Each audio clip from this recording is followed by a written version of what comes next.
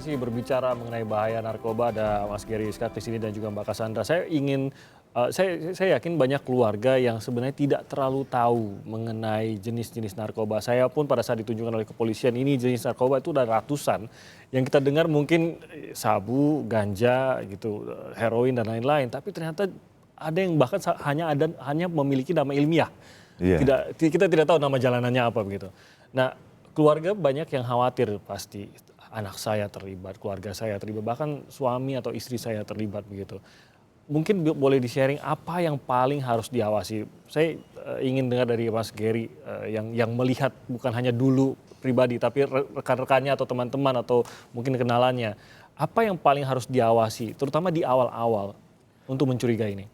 Apa ya, kalau saya sih ke anak ya mungkin sekarang kan bisa tinggal dicari ya, tentang narkoba seperti apa, jenis apa juga kita tinggal bisa search aja juga udah ada gitu loh. Jadi kita ngasih tahu juga ke orang-orang ini kalau narkoba ini seperti ini, efeknya nanti seperti ini. Jadi bisa dikasih tahu dari situ Justru juga. dijelaskan gitu ya? Dijelaskan juga, kita kasih pengertian juga bahwasannya memang kalau nanti kamu pakai ini nanti efeknya akan seperti ini gitu loh. Karena kan ada yang takut menjelaskan malah anak saya jadi tahu. Oh Takutnya enggak, begitu. justru memang karena gini, soon or later pasti mereka juga akan tahu gitu, mereka akan belajar karena gampang banget sekarang tinggal pencet doang semua kebuka. Keluar, iya. Dan mereka nggak usah harus dengan dari teman-teman atau dari orang-orang luar juga mereka bisa nge-search, bisa lihat gitu loh. Oh ini, oh ini, tinggal kita masuk ke situ jelasin ke mereka. Jangan, karena nanti efeknya, dampaknya akan seperti ini loh ke depan. Mungkin di saat sekarang kamu tidak merasakan, cuman nanti efek Akan ke ada depannya. efeknya. Ya. Kalau sudah adalah kecurigaan, apa yang paling harus saya perhatikan sebagai orang tua atau sebagai pasangan hidup? Itu tadi ya paling seperti itu sih, karena kita juga nggak bisa selalu 24 jam mengawasi mereka kan. Jadi memang kita cuma bisa mantau terus, kasih tahu terus, kasih pengertian terus. Jadi jangan sampai lepas lah gitu loh. Terus komunikasi itu sih yang paling penting. Apa yang mungkin Mbak Cassandra juga bisa menjelaskan apa yang menjadi istilahnya tuh red flag-nya kalau keluarga saya begini, ini memang sebuah tanda-tanda yang jelas merujuknya kepada narkoba, bukan sebuah hal lain gitu. Yang paling penting itu perubahan perilaku. Pasti akan terjadi itu ya. Jadi bahwa kita hidup sebagai bayi, anak, remaja, dewasa, sampai lansia, itu kan kita punya semacam tugas perkembangan kita gitu ya, tugas kehidupan gitu. Berfungsi sebagai murid, sebagai anak, sebagai istri, sebagai suami, sebagai pekerja, dalam menjalani kehidupan kita itu kan pasti kita ada rutinitas. Nah, kita harus lihat bahwa ternyata ada perubahan perilaku. Misalnya, yang biasanya bangun pagi nggak bangun pagi, yang biasanya pergi nggak mau pergi, yang biasanya tidur nggak mau tidur, yang biasanya makan nggak mau makan, yang kayak gitu-gitu. Simple ya, sederhana. Sesederhana itu gitu. Jadi kalau kita lihat ada suatu perubahan perilaku, lalu kemudian ada muncul yang namanya perubahan emosi. Yang kalau diajak ngomong sedikit marah, ngamuk, banting-banting gitu, terus tersinggung gitu. Nah itu udah suatu tanda-tanda sebenarnya. Lalu kemudian apalagi kalau ditambah misalnya ternyata uang sekolah dipakai, uang susu anak dipakai, uang, jadi ya ini semua merupakan satu tanda-tanda. Kenapa? Ada suatu perilaku di mana ada perubahan perilaku, ada perubahan emosi, perubahan karakter, perubahan kapasitas ya juga misalnya. Jadi misalnya tidur terus atau kemudian mungkin matanya berkejap-kejap terus gitu. Itu memang tergantung jenisnya. Malah mungkin kalau para ahli tuh bisa sampai ada yang dari bau badannya aja udah ketahuan nih gitu ya. Kenapa? Karena itu ekspresi kan. Jadi kalau misalnya ada sesuatu masuk dalam mulut itu kan keluar kan pasti akan terasa gitu. Jadi kita bisa lihat sampai juga misalnya dilatasi mata ya. Jadi misalnya mata itu terkejap-kejap atau kemudian dia membesar gitu. Ini kan bola matanya gitu ya. Membesar, mengecil pupilnya gitu ya. Jadi ada jenis tertentu yang mempengaruhi itu gitu. Betul. Jadi sekali lagi bahwa orang tua yang paling penting keluarga. Sering-seringlah memeluk. Meluk aja, simpel ya, sederhana. Peluk. Karena kalau dipeluk baunya ketahuan. Ya, kemudian sikapnya juga ketahuan. Biasanya dia akan biasa-biasa aja, tapi kalau dia punya masalah dan dia punya perasaan bersalah, ketika dia dipeluk, apaan sih peluk-peluk gitu. Ya, jadi biasakanlah para orang tua, ayah dan ibu memeluk anak-anaknya. Jadi cepat ketahuan tuh baunya, terutama ya misalnya mulai merokok, mulai itu ketahuan. Karena memang seringkali memang mereka mulainya dari rokok. Jadi ketika mereka mulai dari rokok, terus kemudian dia akan mulai ke tempat yang lain karena ini semua Betul. adalah kepuasan oral ya, Ini- kepuasan oral dan dipakainya lewat mulut ya, jadi dimakan Dari, gitu. dari semua tanda tadi, Mas Gary setuju ya? Semua itu memang Iya. tahapan-tahapan yang dilalui seorang yang Kalau saya kan masalah garis besarnya, Mbak detailnya. Kalau detailnya kurang, wah gitu. Tapi Mbak Cassandra yang memang lebih ini. Tapi benar ya, memang pasti terjadi. Pada saat mungkin Mas Gary juga melihat juga perubahan perilaku itu pasti. Pasti, akan terjadi. pasti, semua. Menjauhi keluarga, Iya, hal seperti itu pasti akan karena terjadi. dia semakin besar kan semakin bergaul dan kemana-mana ya. Jadi kita harus nggak boleh lepas juga dari mereka gitu loh. Tetap kita harus mengayomi juga mereka, kita peluk juga. Seperti Mbak Cassandra bilang tadi. Kita pikir untuk melindungi keluarga dari narkoba butuh suatu tindakan yang wah benar-benar berbeda dan besar gitu. Ternyata hal-hal kecil keseharian yang dibiasakan itu justru yang bisa menjauhkan gitu. Hal seperti pada saat bertemu mungkin mencium atau memeluk, hal seperti itu Mbak. Apalagi Mbak ya mungkin bisa di-sharing dengan keluarga. Ada penelitian yang menyebutkan bahwa masalah adiksi ini juga tergantung dengan kebiasaan makan pagi. Nah, ya? Orang-orang yang berpotensi untuk terkena terindikasi penyalahgunaan narkoba adalah orang-orang yang tidak terbiasa makan pagi. Iya. Coba kita tanya Mas Gary waktu kecil punya kebiasaan makan pagi nggak? Makan. Makan pagi, tapi terus nggak teratur makannya. Iya. Karena mulainya begitu. Awalnya ini adalah masalah keteraturan order. Oke. Jadi kita pun harus membiasakan kepada anak-anak kita untuk punya disiplin. Jadi teratur, bangun pagi, makannya teratur. Nah, kalau ketika dia sudah mulai ada ketidakteraturan, Oke. ya tidak makan pagi, makannya tidak tepat waktu. Nah ini udah mulai nih gitu. Lalu kemudian yang paling penting adalah ketika ini kan masalah abusing. Jadi sakitnya apa, pakainya apa. Ya ini obat-obatan ini adalah sebenarnya obat-obatan yang diperlukan untuk tubuh kita kalau memang tubuh kita mengalami sakit. Oke. Tapi kalau sedang tidak sakit tapi kemudian menggunakan, itu kan di situ namanya abusing, menyalahgunakan. Nah, kapasitas ini harus ditanamkan kepada anak sejak kecil. Oke. Jadi kalau misalnya dia sudah terbiasa hidup teratur, dia tahu kalau sakit perut minum obat sakit perut, sakit kepala minum obat sakit kepala, dan jangan dibalik.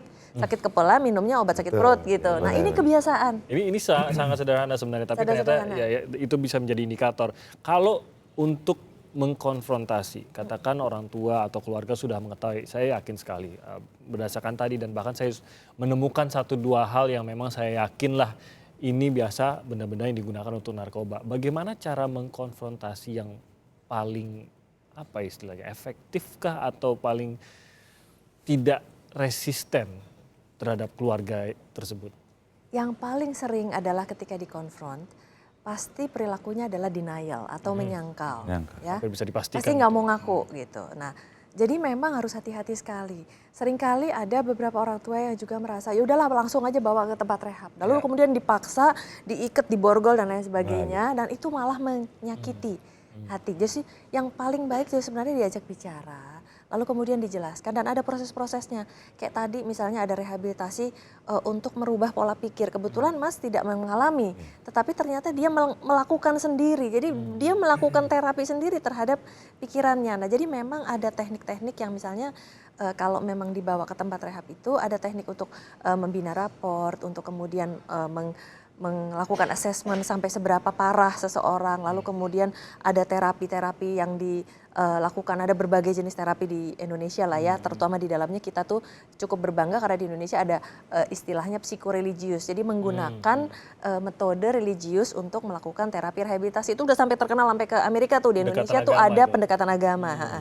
Jadi kita bisa menggunakan hal-hal teknik-teknik tersebut, tetapi tentu yang paling penting adalah dengan cara merangkul dulu, ya dengan cara baik-baik, apalagi ditanya apa sih dia punya masalah apa, bagaimana mesti dibantu, dan kadang-kadang kita perlu orang ahli untuk melakukan itu. Oke, kalau dari Mas Gary membayangkan itu, dikonfrontasi begitu, apa yang bisa jadi masukan dari Mas Gary kalau memang keluarga merasa sudah saatnya saya mengkonfrontasi anggota keluarga saya ini karena saya yakin dia terlibat dalam narkoba? Ya seperti kata Mbak Sandra tadi, memang benar seperti itu, kita harus merangkul juga, kita harus berbicara gitu, cari tahu dulu seperti apa kayak gitu-gitu. Jadi nggak bisa langsung frontal, karena memang dulu pengalaman saya juga begitu di frontal saya malah Pergi berbalik. menjauhi. Iya malah tambah jadi gitu, tapi begitu Diajak ngomong dilembutin baik-baik. malah saya ngerasa salah banget. Jadi harus seperti itu, nggak bisa yang di frontal kita yang nanti malah pergi gitu loh. Ini kan kalau mengkonfrontasi otomatis katakan saya mengkonfrontasi begitu, saya akan menuduh begitu. Bagaimana cara menuduh ini agar tidak terasa itu tadi bahwa saya sedang frontal, tapi saya justru seperti mengadres atau mengakui sebuah Iya. masalah dan posisi Anda bukan sebagai musuh saya, tapi saya ingin bantu Anda begitu. Bagaimana kira-kira? Ya ngobrol sih, kalau saya lebih ke ngobrol gitu loh, cari tahu permasalahannya lagi ada apa nih, kenapa gitu loh, kok dia bisa sampai berubah seperti ini gitu loh. Ada masalah apa sih, kita tanya aja, bertanya gitu loh. Seperti ya Mbak Cassandra tadi bilang, emang itu cara yang terbaik sih, karena nggak bisa dengan cara keras, kasar Tapi harus gitu. berulang-ulang mungkin ya. Iya memang harus sabar karena Berulang-ulang ya itu pada dasarnya adalah orang-orang ini kan sudah punya masalah sebelumnya ya. Nah dengan narkoba itu mereka merasa lebih nyaman. Mereka lebih nyaman, lebih pede, lebih senang, Betul. lebih tenang, lebih rileks. Apapun yang berada di dalam narkoba itu membuat syaraf-syaraf mereka menjadi lebih tenang. Nah sekarang kalau misalnya ternyata dia mau disembuhkan, pada saat disembuhkan dia dimaki-maki, dimarah-marahin, dihakimi, di label dan lain sebagainya. Proses penyembuhan ini menjadi sesuatu yang menyakitkan. Sekarang kita sebagai manusia aja kita tahu, pakai narkoba enak, disembuhin nggak enak. Orang akan pilih mana? Ya pilih yang enak kan gitu. Nah prinsip perubahan perilaku ini harus kita perbaiki. Bahwa di dalam proses terapi, dalam proses perbaikan, di dalam proses untuk menyembuhkan mereka, itu juga harus dengan cara-cara yang menyenangkan. Bahkan sekarang itu saja kalau misalnya memang ada kan metode detox, ada metode itu dicari secara cara yang lebih menyenangkan supaya mereka tidak merasa ya, supaya mereka tidak kapok ya. Kalau mereka kapoknya itu adalah bukan kapok pakai narkobanya, tapi kapok mengikuti rehab, betul. Nah Jadi ini tetap yang harus pakai kita narkoba, hindarkan. jadi. Dia balik lagi pakai narkoba Ini karena yang- itu lebih menyenangkan. Iya. Oke, itu tadi beberapa hal yang mungkin harus menjadi perbaikan juga. Ini ada informasi juga, ada tim gabungan Direktorat Narkoba Polda Metro Jaya dan juga Polresta Depok yang melakukan penangkapan 1 ton sabu pada Kamis dini hari. Penangkapan ini dilakukan di wilayah kawasan Anyer, Banten, Jawa Barat. Ada beberapa orang pelaku yang ikut ditangkap dalam kasus ini.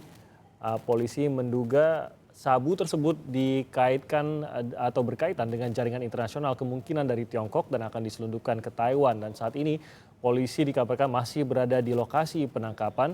Nantinya pelaku dan barang bukti akan dibawa ke Mapolda Metro Jaya. Nah ini kembali lagi memang dari sisi pemberantasan narkoba yang sama juga menjadi suatu hal yang sangat penting sekali. Sangat.